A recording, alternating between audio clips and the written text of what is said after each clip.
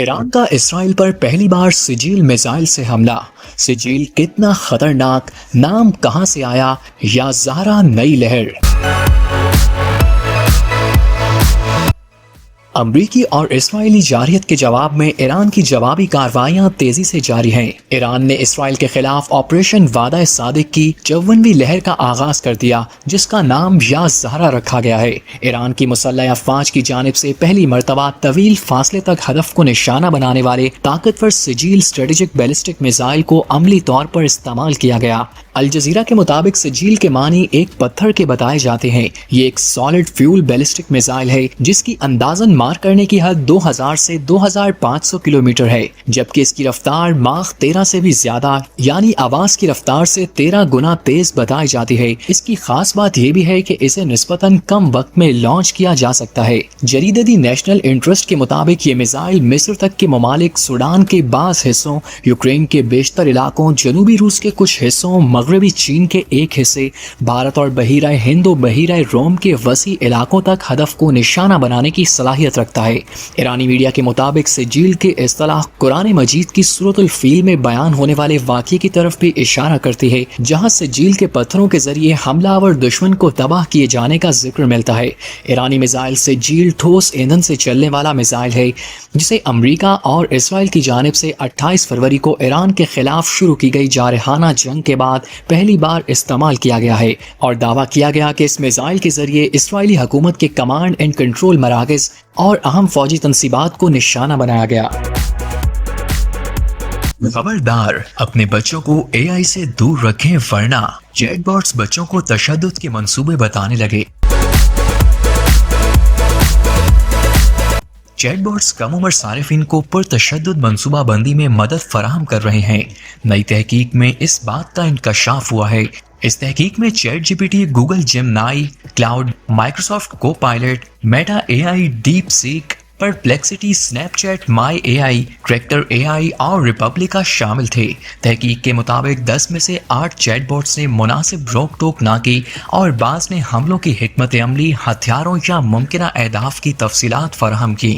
Deep سیک نے مبینہ حملہ آور کو ہیپی شوٹنگ کہہ کر خواہش ظاہر کی، جبکہ گوگل جیمنائی نے دھات کے چھوٹے ٹکڑوں کو زیادہ مہلک قرار دیا۔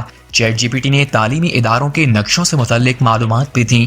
صرف کلاؤڈ نے واضح طور پر تشدد کی حوصلہ شکنی کی۔ Center for Countering Digital Hate کے سربراہ عمران احمد نے خبردار کیا کہ چند منٹوں میں مبہم خیال تفصیلی منصوبہ بن سکتا ہے جو عوامی اور قومی سلامتی کے لیے خطرہ ہے۔ تحقیق میں اے آئی کمپنیوں سے فوری حفاظتی اقدامات کا مطالبہ کیا گیا اور کہا گیا ہے کہ اگر فوری حفاظتی اقدامات نہ کیے گئے تو مصنوعی ذہانت کی ٹیکنالوجی عوامی تحفظ اور قومی سیکیورٹی کے لیے شدید خطرہ بن سکتی ہے۔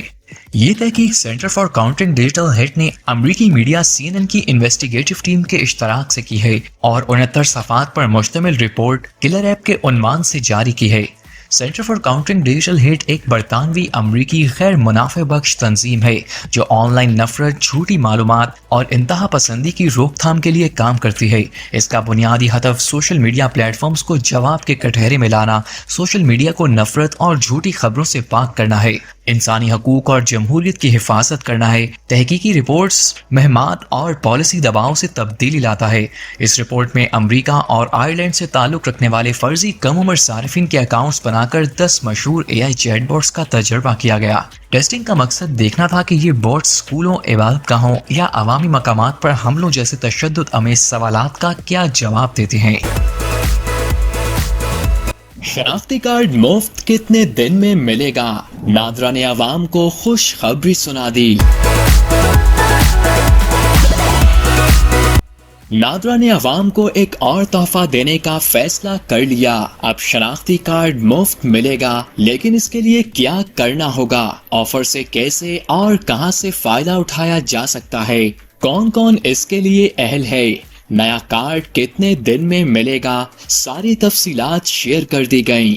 نادرا نے شہریوں کو پہلا شناختی کارڈ مفت فراہم کرنے کا اعلان کر دیا۔ National data base and registration authority نے سوشل میڈیا پوسٹ میں کہا کہ حکومت کی جانب سے عوام کے لیے بڑی سہولت فراہم کی گئی اور شہری پہلا شناختی کارڈ बगैर स्मार्ट चिप बिल्कुल मुफ्त हासिल कर सकते हैं। शनाख्ती कार्ड बनवाने के लिए शहरी नादरा मरकज जाएं और 15 दिनों में बगैर किसी फीस के पहली मर्तबा बनने वाला कार्ड हासिल करें। नादरा के इस इक़दाम को शहरियों की जानिब से सराहा जा रहा है और दरख्वास्त की जा रही है कि ये सहूलत पाक आईडी मोबाइल ऐप पर भी दस्तयाब की जाए। गुज़िश्ता दिनों नादरा ने कराची और अंदरूने सिंध के मुख्तलिफ अजला में 200 जूनियर एग्जीक्यूटिव्स की भर्ती का ऐलान किया था। ये इक़दाम नादरा की खिदमात को बेहतर बनाने और शहरियों की सहूलत के लिए किया गया। मीडिया रिपोर्ट्स के मुताबिक वॉक-इन इंटरव्यूज 3 नवंबर 2025 से शुरू होंगे। भर्ती का दायरा कराची के 5 अजला और अंदरूने सिंध के 9 अजला पर मुहित होगा, जिनमें मीरपुर खास,